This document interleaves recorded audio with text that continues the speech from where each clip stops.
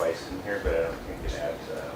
Yeah, so we were splitting the cost. We're hoping to get have wellness and student government split the cost of the foam party. Oh, I see. So That's why. Trapped on the left. Gotcha. Yes, sir. With the DJ that's being used, is there a reason we're not using KCWU? No, KCWU would be involved Oh. as well, playing music. We just wanted to showcase student DJs. So all the DJs we've hired are actually students currently attending CWU, and they're actually going to audition and do their own music, mix tracks, things like that. So those are the DJs we're speaking of. And then, so we wanted to make sure students were focused on here, but then of course students are going to head it up, and then the headliner's going to go on. So they're going to kind of be the opening act. And then they're also going to play on the patio during the afternoon. Right. So Wildcat Shop comes out and gives out snow cones. Clubs and Orgs is going to get involved somehow with some clubs and some last minute civic engagement hours they're going to need. So it really is a lot of departments, all the entire student union really getting together to celebrate you guys as students. Any further questions? Jeanette? I might be lame. No.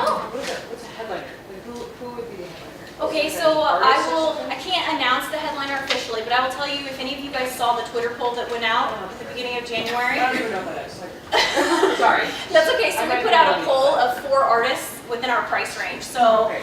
Troy Boy, Marky Basie, DJ Earworm. Oh, right over my head. No, I didn't. Sorry. I had to YouTube them as well. But anyway, so we got some really great student feedback. We had over 900 votes, and we had a clear winner. And that's the clear winner is who I've been putting out the offer to. Yes. Yes. Yes. So your request is just for the headliner, the 18 for them? Correct, that would be the cost of the headliner. And then if there would be, I'm negotiating that price, they come in a little bit higher, but the hope is to get it at that price. And anything above and beyond, of course, campus activities would be taking that. Any further questions? Thank you. We'll be Yeah, voting on thank this you next guys. week. Sure, thank you. Moving into supplemental funding request 1824, the ACP National College Journalism Midwinter Convention in the amount of $11,944.56. The attendance present machine has questions. Okay, perfect.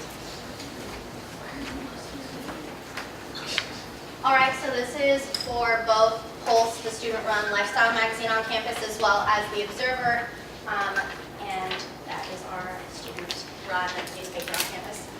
So, All right. Introductions. I'm Lexi Phillips. I'm the editor-in-chief of Pulse. I'm Ryan, I'm the director of photography for Pulse Magazine. I'm Xander Fu. I am the lead photographer for Observer. I'm Maddie Bush. I'm the graphic designer. I'm Sarah Hoot. I'm the editor-in-chief of the Observer. and I'm Bailey Wicks, and I'm associate editor for Pulse Magazine. So we have 15 students, 8 for Pulse and 7 for the Observer, and 1 faculty advisor going to the ACP conference, which is the Associated Collegiate Press. And it's going to be in Long Beach, California this year, and it's March 1st through the 3rd. So in terms of benefits, so we're going to be getting more training in terms of journalism, design, photography, editing, just learning how to make better publications. We will also be getting critiques from professionals in the journalism field, so we can learn how to, improve our publications. We're going to be learning about the latest developments in the field. We'll be getting advice from professionals in the journalism industry, and we will be having we will be networking for future job opportunities. So from that, we can implement this knowledge into our publications, which will benefit the students, will benefit the community because we do distribute to the entire community, and it will also lead to increased paid advertisements. This also helps us out by sending our leadership teams and people who are going to be on leadership teams. So for example, Lexi and I are both the top 2 editors in Pulse Magazine. We're both going to be here again next year to carry out what we learned throughout the conferences and teach that to future writers. And then, Sarah, did you want to say?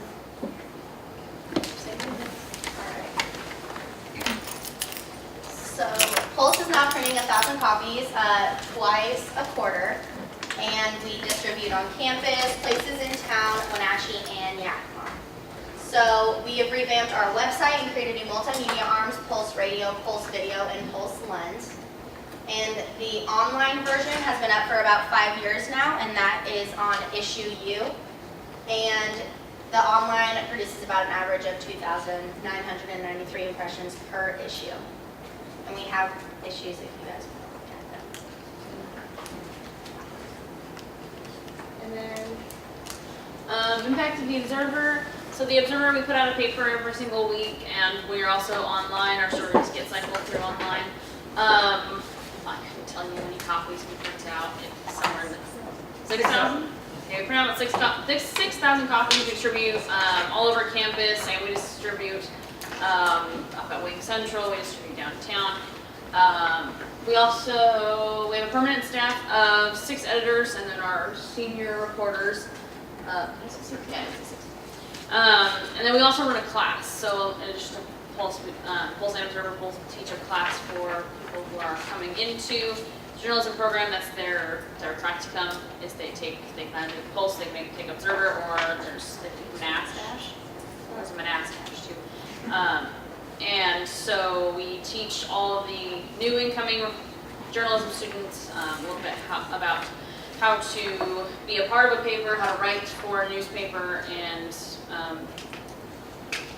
and then all together as a class and as a staff, we put out the newspaper that you guys see on the blue newsstands throughout campus. So this is some of the awards and recognition that Pulse has gotten. So the Associated Collegiate Press selected Pulse as one of 22 national finalists for Best Student Magazine in 2016. In the 2017 Spring Conference, the Pulse students won 2nd place for Best in Show award for the entirety of our magazine. And you have to be present at the conference to place in that category, which is a category we're definitely going to be entering if we are able to go this winter. And then other awards that we're proud of, so we have 2nd place for Reporter of the Year, which was this last conference. We have 2017 2nd place for Best Design of the Year, which is an illustration, and actually Maddie did that.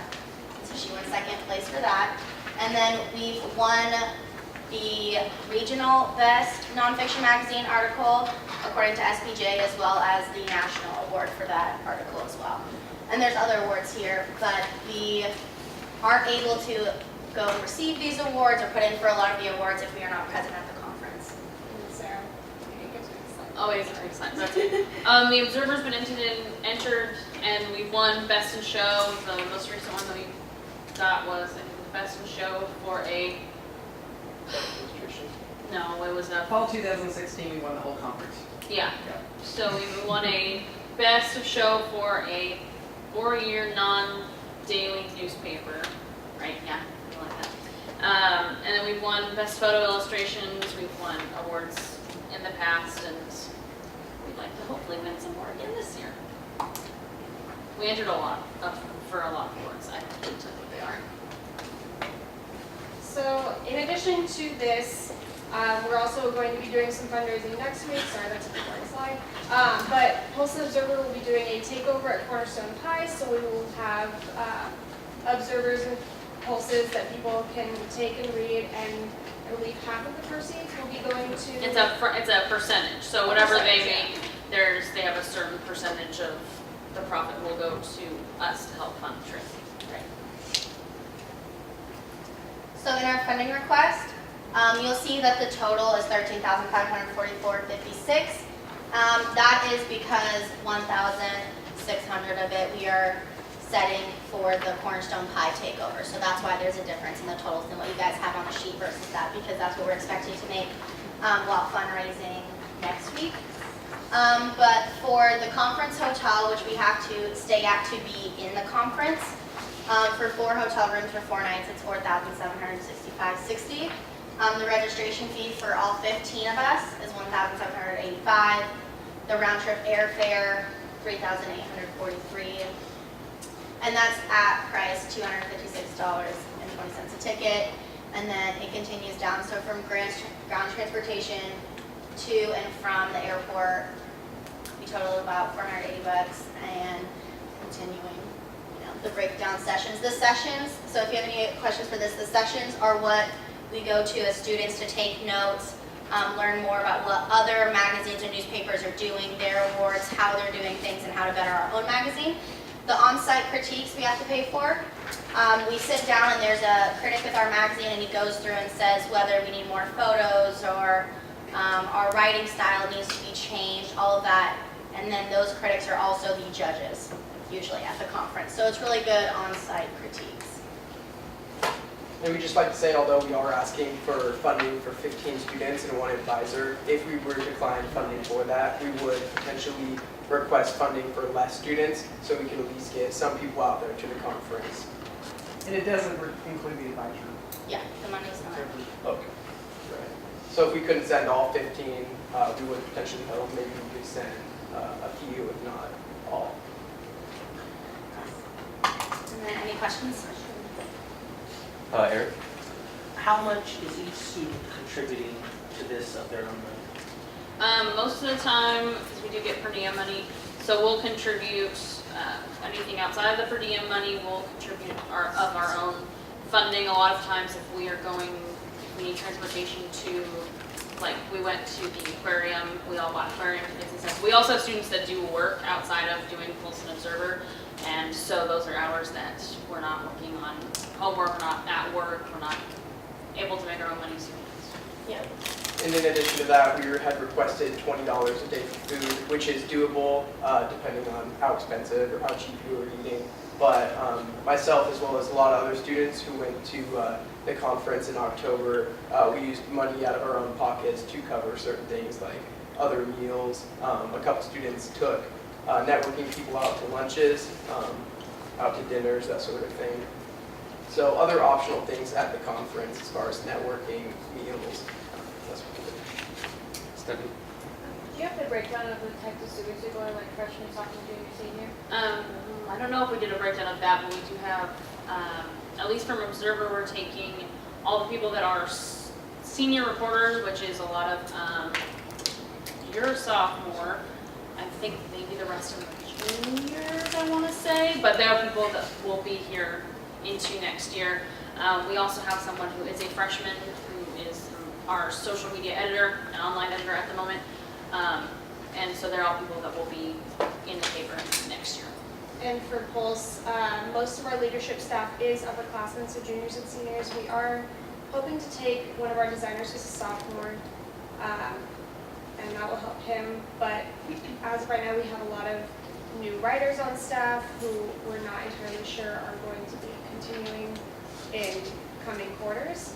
So this would mainly be for us as leadership staff to be able to better teach our new staff. The same thing with Observer is we tend to not take freshmen and underclassmen just because a lot of times people that are just staff writers will be like, okay, I'll just do it for 1 quarter and then I'll maybe come back later. So we prefer to take people that are on our editorial staff so that they can benefit for teaching and design. During the spring, as we start moving staff out, we're graduating and recruiting new staff. We're using what we've learned at these conferences as far as improvement, teaching that to who will become the staff in the next lineup. Yes, Shelby? So the conference you mentioned in October, we helped fund that as well, right? Yes. Yeah. Correct. Okay. And post that conference, we saw an increase in writers and Pulse as well as underclassmen joining, and then just taking what we learned and implementing it into today's issues.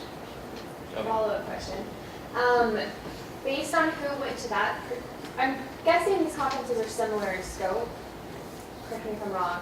But based on who attended the last conference, would you guys maybe making it more inclusive for this next conference and having people who didn't go in October go to this one? Yes, Right. absolutely. At least for the Observer staff, I couldn't speak for Pulse, but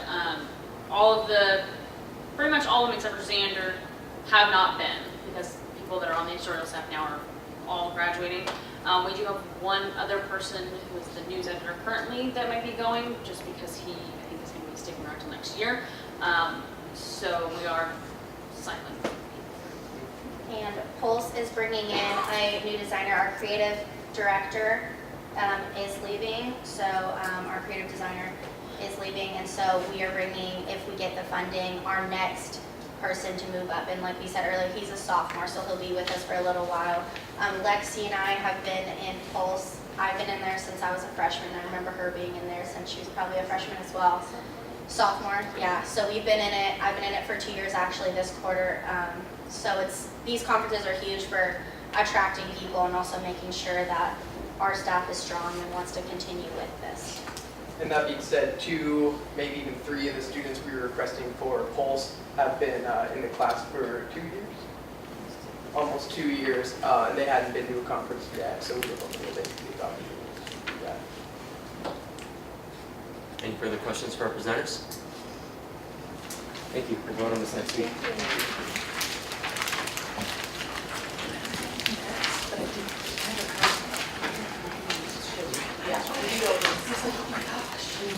Moving into new business, voting on supplemental funding request presentation 1825, the annual field experience, in the amount of $10,000.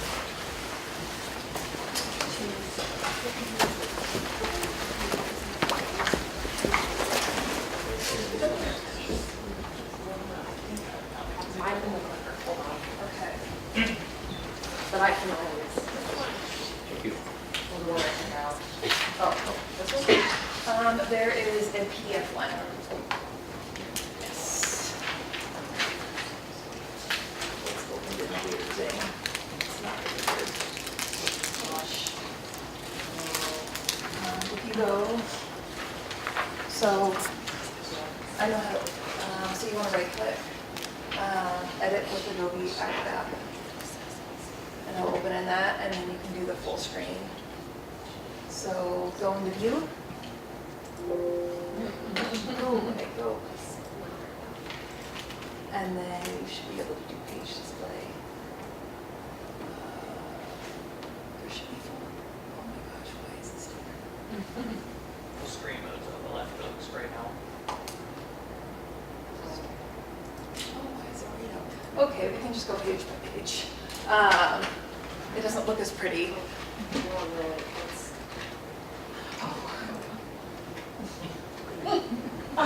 Sorry, it's, I didn't want to lose the font and the formatting, so that's why I didn't have you open it in PowerPoint.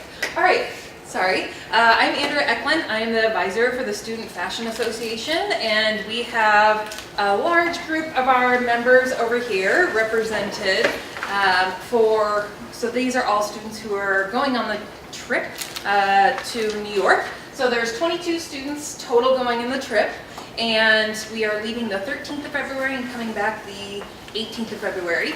So really the goal is on diversity and learning about the industry and learning about the culture of New York City. So because there's so much actually going on.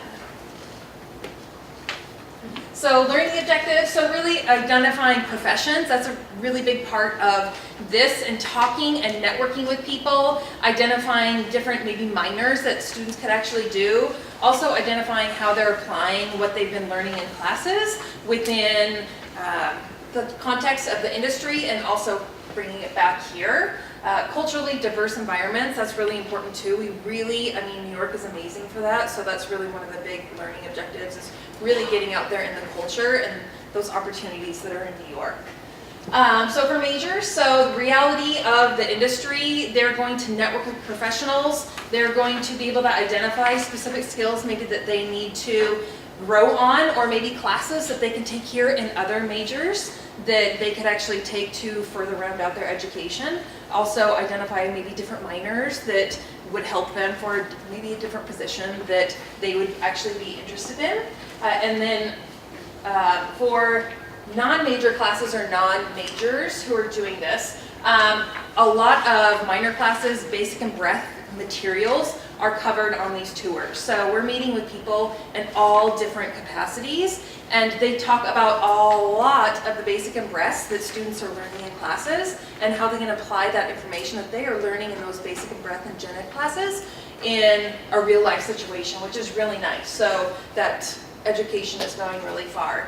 Also talking about working together and working as teams and how they work with different teams. So that collaborative environment and really emphasizing that to the students and seeing how we really emphasize that at Central and how are they actually doing it within different industries and different teams. That's something that's really important for students to see, like, oh, okay, yeah, they really do that, which is really helpful. I shared identity, and then again the cultural part. There's so much culture to see, and for students to be able to be engrossed in that, and we really try to emphasize getting out there once the tours are over each evening and on our one free day on really doing cultural, really inclusive activities for all the students. So cultural inclusiveness, I just talked about that. Design inspiration, business, these are all things that they will be sharing with other students in their different classes. So they take classes all over the university with different programs, majors, minors, and so they will be sharing that information, and they also get a new view, and they will help kind of build that knowledge with other students as they're sharing that. Also clarifying future career paths. So really, again, for them to see what careers are out there. So many people, oh, fashion, it's not frivolous, it's really business. It's all about business and margins and making profits. It's very business-based, so for students to see that and that it's not just like, oh, someone's sitting there drawing. No, it's really business-based. You have to have business first, and for students to be able to see that, and that will help them in that career path. Also networking with others and seeing how they started their career and their process. I think it will help a lot of these students, and to be able to share this with other students that are coming into the program, like, oh, I went to New York, or other club members that are coming in from different areas, sharing their experience and their knowledge that they have learned. These are our actual tour locations. So these are headquarters and showrooms for these different areas. So you can see we have very full schedules every single day. And we include museums, so like the FIT, Fashion Institute of Technology, they have wonderful museums, their exhibitions that they have, so we will be going there. We will be going to a fashion week, so an actual fashion show while we're there, which is pretty exciting, so they actually can see an event and how it's run. So not just, I really want them to engross themselves and looking at everything, not just what's on the runway, but what are people doing? How are people organized? How are people coming in? And then Friday we end at the Met Museum. So we will spend the whole afternoon at the Met really taking in all the information, that's so much. You could spend like 2 days at the Met. So we're going to spend the afternoon at the Met. There's a lot of rules, so this isn't like a woohoo type of trip. I'm pretty strict. So they do have rules. They have curfews every single night. They have to check in. There's a buddy system, so we really want to make sure that they're safe and that they're doing things together. We have plans on, like, we coordinated on what people are interested in and where we're going to go, so we can have those shared experiences, which is really nice. They also have to do photo journaling, so that's a required part of the trip. So every single day they have to do 3 posts, either on their Instagram or Facebook, and they have to tag CWU, ATM CWU, and then CWU Wildcats. And it really is sharing with students and people who follow Central or our program or are interested in it, and what they are doing, what are they seeing. So it's helping other people see that experience. It's also helping because most employers are checking people's Instagrams and Facebooks for content. What are they posting? What are they saying? So having these professional, cultural, actual images will strengthen their personal kind of portfolio and background, which will be really nice. Cost per person. So airfare $347. The hostel and tour. So we actually have a tour guide that sets us all up. Transportation. So we have a shuttle to and from SeaTac, and then the super shuttle to and from the airport in New York. Tour tips. So we tip all the tour people. The advisor fee, so the total for each student is $1,246.37. So that's what they've already paid out of pocket. They've already paid this. So we have to prepay for everything. So they have paid this. Also, this does not include, they have to get a Metro card, which is $30, and then all of their food and any activities that they want to do. So those are all other expenses that we have totally separate. So the total price is $27,420 is what we're paying total for the trip. Fundraising, we try to do a lot of fundraising. That's what we spend quite a bit of our time doing. Airfare, we made $79.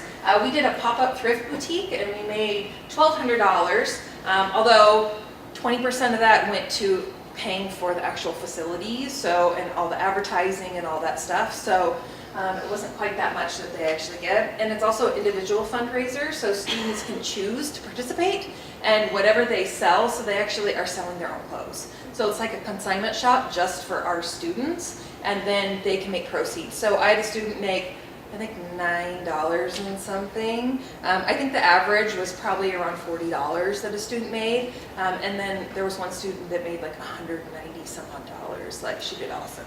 So it just depended on what they sold and how they priced things. We did a cornerstone, so we did that a couple weeks ago. Usually it's around $70. You don't get a lot of money for the takeovers. So takeovers are fun and they're really easy, but you don't get a lot of money for them. So we're gonna try to do more, and there's different, we've reached out to, what are the pizza place? What's the pizza place? The new pizza place. West Side Pizza, thank you. And also the, oh my gosh, what is it? Whipsaw, they do one, and then there's the one, oh my gosh. Bleachers. Oh my gosh, I'm blanking on all the food places. So we've actually worked in contact with them, but again, it's a very small, you don't get too much of the profits. And then we have the Club Summit funding. So around $2,800. So fundraising between $40 and $190 usually when it's split up. We actually break it down into an hourly rate, so it's really fair. So if someone's working the fundraiser for an hour versus 3 hours, they're not going to get the same amount because we don't think that's fair. We actually break it down, our profits into how many hours were worked into an hourly wage, and then that's what they will get reimbursed. So we make it so it's really fair. You get what you put in, which is really nice. Cost savings. So we stay at a hostel when we go to New York. A hostel. So that is a really big cost savings. We put 4 in a room, and it's a shared bathroom, and not a shared bathroom in the room, but a shared bathroom in the hallway. So they're sharing with an entire floor, 2 bathrooms. This saves a lot of money. So we save about $600 per student staying at a hostel. That's our really big savings that we do, and it's like we're not going there to sleep, we're going there to get out and adventure, so why are we going to spend all this money? We also stay at the Upper West Side, which is really nice because it's an actual neighborhood, so students are actually experiencing how actual people live there, not like Times Square and like really touristy. We want them to know and see how actual people are living there, which is really nice. So funding, what we're asking for. So the breakdown, so the total for each student, or including in the S&A funding estimate, is $1,198. So the total price is $2,600, and we've minused out the advisor fee because we wouldn't put that towards that. That's not appropriate. So we're asking for $10,000, which is 37% of the cost. Which is a larger percentage, but I'd like to emphasize we only ask for money every 3 years. So we go on trips other times of the years, we only ask for money every 3 years. So it's something we try to save up, so we're not being greedy with the funds for the university. But it's a really great experience for the students. They come back, they share it, and then posting online for other students to see what they're doing, the knowledge that they're bringing back, and the different people that they are meeting with, it's pretty amazing. So the networking, the future internships and jobs post-graduation is pretty awesome. Do you have questions for myself or any of the students? Do they get credit for going? They do not get credit. And we don't keep it as a credit class because then they have to pay for the credits, and we don't like to do that. So we keep it in our club because we can do the fundraising. So that's why we've never had it for credit. I have a question. Yeah. So if you're only asking for $10,000, how are you paying for the rest of it? They've already all paid for the trip out of their own pockets already. It's already all paid for. So they've put out the money, they'll get reimbursed. So they've put out a lot already. And that's why we do fundraisers all the way through June. So we don't stop doing fundraising to try, and we are always trying to come up with something to do. So, but sometimes it's like, well, the cost versus the profit is, so, but we're always trying. So, but they've already all shelled out money. They've made a lot of sacrifices already. Any further questions for our presenter? Thank you. We'll be voting on this next week. Thank you. Moving into new business subsection B, the student government-based funding reallocation for wages.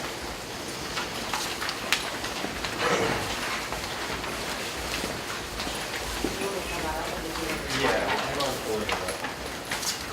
Alright, so, hi everyone.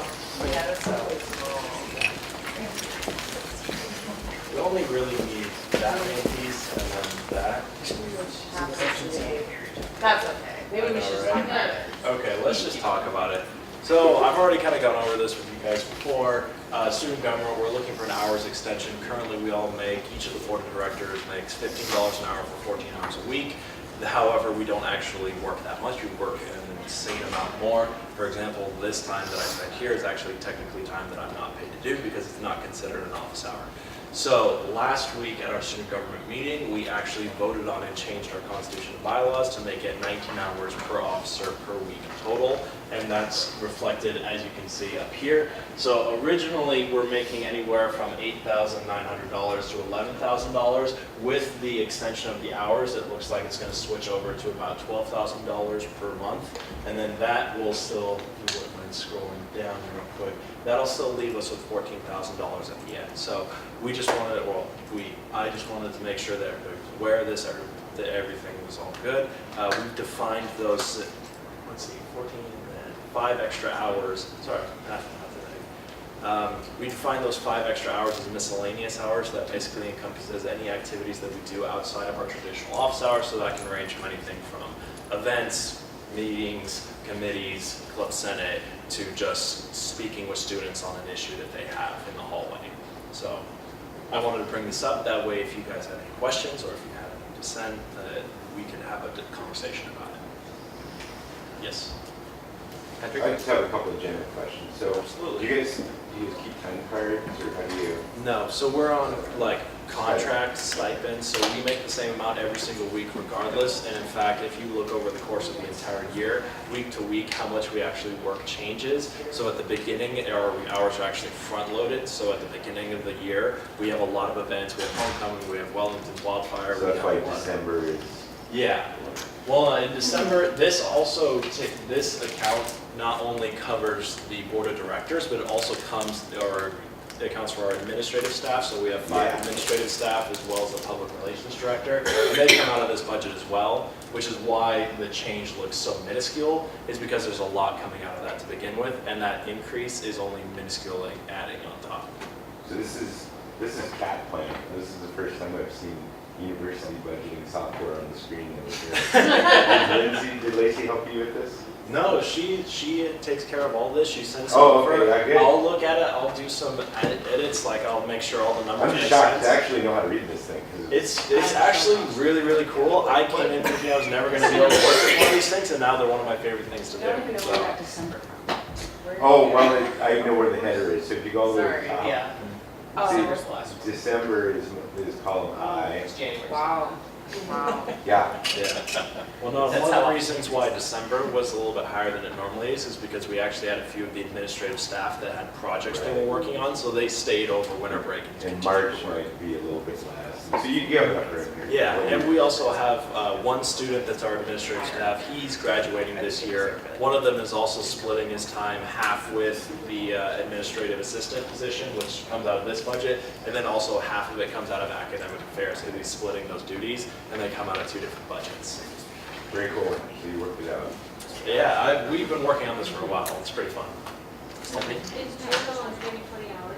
So Geo actually, originally the president is actually getting 19 hours, but the thought process behind it was everybody goes up to 19 hours, Geo goes up to 20 hours. Now the reasoning behind that was because if something happens in a specific department, and I use the different VPs as departments just because that makes sense to me, then it's that VP's responsibility to take care of it. Something happens with the club, the VP clubs takes care of it. Something happens with S&A, that's my responsibility.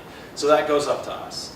But if something happens with a VP, so if there's some kind of issue, academic issue, probation issue, legal issue, then that goes up to the president. So in terms of liability, in terms of responsibility, the president has to be responsible for the rest of us. He doesn't directly supervise us, but he does a lot of work and has that responsibility. So with that, we think the extra hour, which is not much, all things considered, should go to the president. That way, it all kind of makes sense to us. Yes? I just want to say it's nice to see parity finally for the student government, vice presidents and president to have similar hours to the other student employees across campus. Yeah, no, I really appreciate that. When I first came in, I was a club insurance. I wasn't even an officer. One of the officers, his name's Renee Menke. He was the student VP for Student Life Facilities. No, yeah, he's an awesome guy. He was actually an intern for Boeing, so really hard worker, really smart, has a great job now. Even he was talking about his position. He said, this position is too much for any one person. You don't get paid enough. Honestly, with how much he was getting paid, he said this position needs to be split in two. This is an attempt to help kind of rectify that, to make sure that, hey, we're already doing the work. This is not giving us a raise so that we can do more. It's we're already doing this. We just want to make sure that we're kind of getting paid for that time. You're Yes? just capping off at 19/20 because that's like a school thing, like you're only allowed to do. Yeah. Technically, because. Yeah, and since we're on contract instead of hourly, it affects us a little bit differently. So we basically work kind of no matter what, and it just kind of happens. So like some students, you clock in when you go into work and you clock out when you leave. Like I pull up my laptop on the couch and I can start going through emails, but I don't clock that time. That's just time that comes with the job. So kind of how that works. We end up usually working anywhere from, I think, I keep using Marinda because she actually has to keep track of hours, but our VP for Equity and Community Affairs, she actually has an internship program that goes along with her job, and for that she actually just has to record her hours, and she is averaging something like, right now with the projects she has going on, as well as the Constitution and bylaws, she was averaging something like 32 hours a week. So that's 12 hours that she's not getting paid for, and that's not including the different events that we put on, like Clubs and Works puts on Club Fair every year, Student Life Facilities puts on Homecoming, Wilmington's Wildfire, and these are really intensive events, lots of meetings, lots of prep time, and Marinda's event at the beginning of the year, which was the, I can't remember the name of it, but she said that she recorded 60 hours that week getting prepped for that event. So she got paid for 14 of those 60 hours. Yes. And just to make the committee aware, and also since this is recorded, so they have it on there, the purpose of this is not that this is an increase in the funding. No. Alex just wanted to come forward to be transparent. It's funding something that was already funded, it's just not the amount that was in the base funding, so they're using their base funding. He just wants to make sure the committee is aware in case there are concerns or reservations. This would be the chance for you all to bring that up. But it's not an item we would vote on at this point. Also, for the record, this year we will not need to request any additional funding because it is already covered in our budget, but part of that is because we are starting the additional funding part of the way through the year. However, within the next 3 years in this quadrennium, the future student government may need to come in because it'll be for the entire year. Now we're hoping there are a couple different ways we're looking at to hopefully alleviate that so they don't have to come, so we can keep those supplemental funds for the rest of the students to do trips and whatnot. But as of right now, we don't need it this year, but it may be something that comes up in the future. Yes? When you say like trips and stuff, you're talking about like cats and captain, like that came out of your guys'? That came out of legislative affairs with some supplemental funds from this budget. So if you actually look back, there should be underneath one of our trips, I think we gave something like $2,000 to that. That was so we could take, Michael Scott, VP for Legislative Affairs, could get enough buses and get the rooms reserved and whatnot so that we could have the space needed for that event. I was just curious what that meant. Oh, yeah. I'd like just to comment, this budget is specifically for basically required items in order to operate, one of them being insurance. So this is kind of a catch-all for the student government, so anything that is mandatory to pay for happens to be this budget. And basically for our insurance, we cover insurance for everybody related to student government. So that's committees, you guys are covered underneath our student government, that's clubs, that's any of the student employees, that's the officers. We all have an insurance policy that's actually fairly unusual. Most colleges actually don't have one of these, it's fairly unique. because the college will have its own blanket umbrella policy, but then we have our own individual policy that's a little bit more extensive because people involved in student government are usually going off to more places, they're doing more activities, which puts them at more risk for injury of some kind. So we make sure that they're covered underneath that, and that comes out of this budget right here at the beginning, which is that $38,000 right there. So did you say that after you rework the $10,000, you still will have 14,000? Yeah, so if you can look, it never passes 12,000 from December back. But it says 12,168. These are projections. So this right here, this grayed area, this is the last actual budget that we have. The ones over here from this way on are projections. So it's based on what we've done previously. Here's our best guess on what we're going to spend in the future. And so for that, we've accommodated for the increase, which is making that 12,168. Now, it could be a little different depending on the month, but that's it. Yep, and I'd like to make a note that it's probably going to be a little bit lower in January because we were forecasting that it would potentially take effect in January, where it's actually going to be taking effect in February. So this forecast is a little bit higher It's also. probably June. Yep, and June also. Julia? Your wages ever increase when you like minimum wage increases? It's No. always It's always been $15 for I think the last 3 years. It changed 3 years ago and the last year and this year. Yeah. I didn't know if you guys increased it. Yeah, one of the things is if any of our staff, so our staff makes anywhere from $11.50 an hour to $12.50 an hour. If any of our staff goes up to 20 hours a week, they make more than us by about $20 to $40 a week. So like, that kind of sucks sometimes, I'll be real. Yeah, totally off topic, I apologize. That's all I got for you. If you guys want to discuss this more, if you guys have any opinions on this, like we brought this up, well, I brought this up, so that we can be completely transparent about this. That if you have any concerns, yes. My question was, I remember you guys were talking about this a couple months ago, and people were saying that, oh, this would take effect until next year because of some students who were, you were saying, someone was like, oh, I want to change it to 20 hours. Yeah. You can work it out this year, but it won't happen until next year. Yeah. That was based off of my understanding with a conversation that I had actually had with Renee when he was here, and that was what he had told me when he was working on it. So my basic understanding of how the Constitution and bylaws change was that you would have to do an official vote with all of the students at the end of the year. So we could propose a change now, and then when it comes to election time, you would elect your officers, but there would also be a vote for the change of the new updated version of the Constitution and bylaws. However, after working with Jeff Rosenberry and looking at how it actually works, we can change the Constitution and bylaws with just a simple majority vote at our public meeting. And so that's what we did. And so that has expedited the process significantly, which allows us to do that for this year. Any further questions for Alex? Thank you. No problem. Moving into section 9, other business communications received. I haven't received anything. Moving into section 10, public comment, second call. Is there any public comment at this time? Eric. I'd like us to be wary in the future with funding requests, because today we had about $40,000 in requests, and I think we have, what, 79,000 left? It's free. Yeah. Yeah. So we're cognizant of spring and cognizant that we did just increase it $50,000, and to make sure that we only increase it if we actually need to in the future, so we're not taking away from future years of the budget. Yes, Stephanie? Where's the wildcat money? Is that going to come back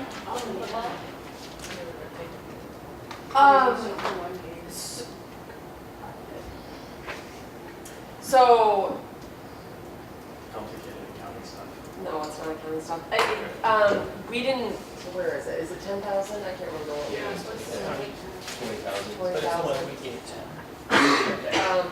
So if I remember correctly, I think it ended up being about $900 is the cost. So we only gave them $900. This template here actually just shows what you guys have awarded as opposed to what the reconciled numbers are. So then there really is 9,100 left. Yes. More. So we'll have to get that kind of figured out. It's not actual. Does that make sense? Thank you. Any further public comment? Seeing none, moving into adjournment, I'd like to entertain a motion to adjourn this meeting. Stephanie moves. Eric seconds. Any discussion? Seeing none, all those in favor? Any opposed? Any abstentions? Motion passes. This meeting is adjourned at 6:25 p.m.